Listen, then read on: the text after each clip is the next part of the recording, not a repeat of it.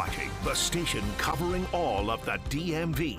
This is DC News Now. Thanks for joining us on this Tuesday for DC News Now at 4. I'm Mark Hall. And I'm Elisa Gale. Tonight, a push to oust the Montgomery County School Superintendent is being met by some pushback. Dr. Monifa McKnight says that she'll fight the school board's call for her to step down, and her supporters showed up in droves at today's school board meeting. Our Randy Bass is joining us live now. And Randy, you had a chance to speak to supporters today. What are they saying this afternoon? Yeah, many of them told me they showed up here today to be a voice of support for Dr. Monifa McKnight. Many of them her former colleagues, some of them leaders of local organizations here in the community, just looking to make their voices heard after that news broke of calls for her resignation late last night. A lot of this calls for her resignation right now stem from an investigation into her handling of accusations against MCPS employee Joel Beidelman. He had recently been promoted to principal at Paint Branch High School before he was placed on leave last year. Some of those allegations against him dated back before McKnight assumed the role of superintendent back in 2022. The main point we heard from her supporters telling us they feel McKnight inherited her situation and the board is looking for a scapegoat. She inherited this.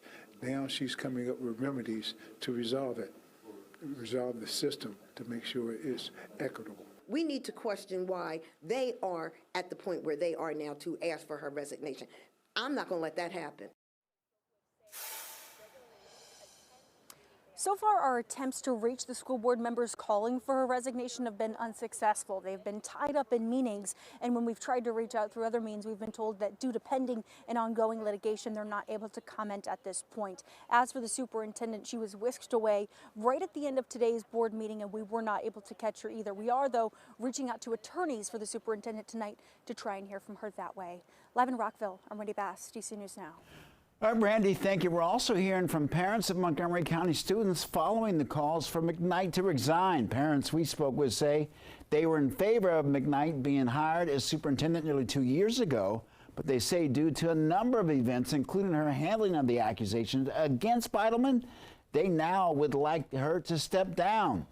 Jason McStain says has 2 children in Montgomery County Public Schools. He wants McKnight to resign, but he's not confident that the school board will find an adequate replacement for her. I think ultimately she needs to step down, but I have doubts that the Board of Education is going to pick a suitable replacement because they did appoint her and they did appoint Beidelman promote him. McStein says through all of this, it's important to remember that the most important people in this matter are students, and leaders must ultimately do what's best for them.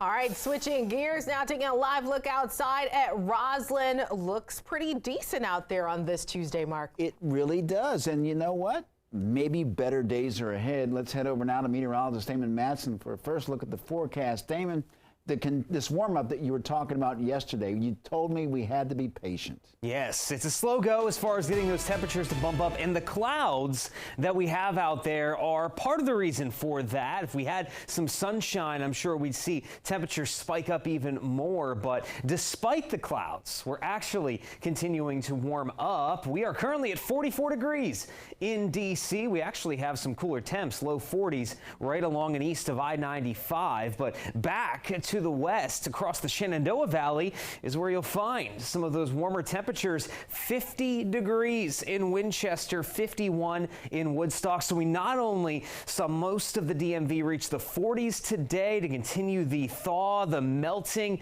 of that snow and ice, but on top of that, we also saw temperatures reaching the 50s already as this warm up really starts to kick into gear. And there you have it, folks. Compared to this time yesterday, we were still in the upper 30s, and we are now a good 5 to even 15 degrees warmer than that as we go throughout this Tuesday late afternoon. There's all the cloud cover I was talking about, but again, that's all we've had. We have not had any precipitation moving past us here. Down to the south, a couple of showers may clip by St. Mary's County, but otherwise here, it looks like dry conditions will hang with us despite a very overcast sky. So yes, you don't need to grab the umbrella for this Tuesday evening here, but you may need a slightly heavier chillier jacket after temperatures jumped up this afternoon. It looks like we will take a sudden drop back down toward the freezing mark for a brief time. But as we move on into the middle of the week, when does this cloud cover finally turn into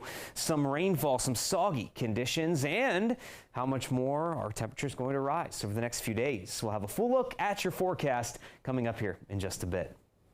Hey, Damon, thank you. An update tonight to a triple murder investigation out of Prince William County. Officials say the man suspected of killing 3 others has been captured in El Salvador. 28-year-old Donald Barona Quinones. Police say that on May 26th of last year, Quinones shot 4 men inside of a home in Birchfield Avenue in Woodbridge. 3 of the men died. The 4th suffered serious injuries, and investigators are now working on having Quinones extradited back to the States to be prosecuted. And happening today while voters weigh in New Hampshire primary, President Joe Biden, Vice President Kamala Harris will be in Northern Virginia, and they're expected to be at the Hilton Performing Arts Center in Manassas around 4:30. The two will continue campaigning for abortion rights, something they also did on Monday on the 51st anniversary of Roe v. Wade before it was overturned by the current Supreme Court. And happening right now, D.C. council members are discussing the proposed Secure D.C. Act, their latest effort in the D.C. Council to prevent crime in the district. Ward 2 council member Brooke Pinto introduced that bill earlier this month to address rising crime in the district. Provisions in that bill include new gun penalties, making strangulation a felony offense, and allowing officers to review body camera footage in cases that don't involve excessive force. Now, this bill would also reinstate MPD's ability to declare drug-free zones, which has drawn backlash from the ACLU, calling them failed and ineffective. Here's how Pinto says they would work. We're going to declare a drug-free zone for a period of 120 hours or 5 days. We're going to put a notice up. We're going to share that with the public. They're going to share the locations with us as the council. And then for that period of 5 days, if people congregate there for the purposes of engaging in illegal activity, they've now violated the law. The proposal for that bill will be voted on for the first time on February 6. And all new at 4, CVS has now confirmed to DC News Now that they will be closing their location in Columbia Heights in the district at the end of February. Officials did not say specifically why they are closing, but we've reported for months now that the location, along with others, has been battling wave after wave of retail theft. At one point, stores emptied their shelves completely, replacing items with images of products for sale that employees would retrieve for shoppers. CVS's prescriptions will be transferred to the pharmacy on Columbia Road in Northwest instead. And take a look at this. An injured construction worker was rescued from the roof of a building in Northwest D.C. It happened in the 600 block of Park Road. The worker, as you can see, was successfully lowered to the ground using a crane and a rescue basket with a firefighter inside. The worker was transported to a local hospital, we are told, with non-life-threatening injuries. Well, today a bill advances in the Virginia Senate that would enact a 1% sales tax increase to pay for building and repairing schools. Currently, only 9 localities have approval from the General Assembly to charge such a tax. Washington County School Superintendent Keith Paragon represents 81 small and rural school divisions across the state. We have school divisions across the Commonwealth who have 21st century learning opportunities for their students, and we have way more school divisions across the Commonwealth who can't provide that currently for their students. And so this really levels the playing field for high poverty school divisions, whether they're rural or urban. Well, the bill passed with all Democrats voting in favor of the legislation, along with 1 Republican. 4 Republicans voted against the bill. And in our schools in Maryland now, where some parents are concerned about declining reading and math scores. Some say this is due to learning loss from the COVID-19 pandemic. Education advocates are concerned that some school boards may replace whole language learning with so-called balanced literacy, an approach they say that leads to lower metrics for student performance. Reading and math are the foundational core principles of all of our other learning. If we don't give kids a good basis in that, they're going to struggle in school the rest of their lives.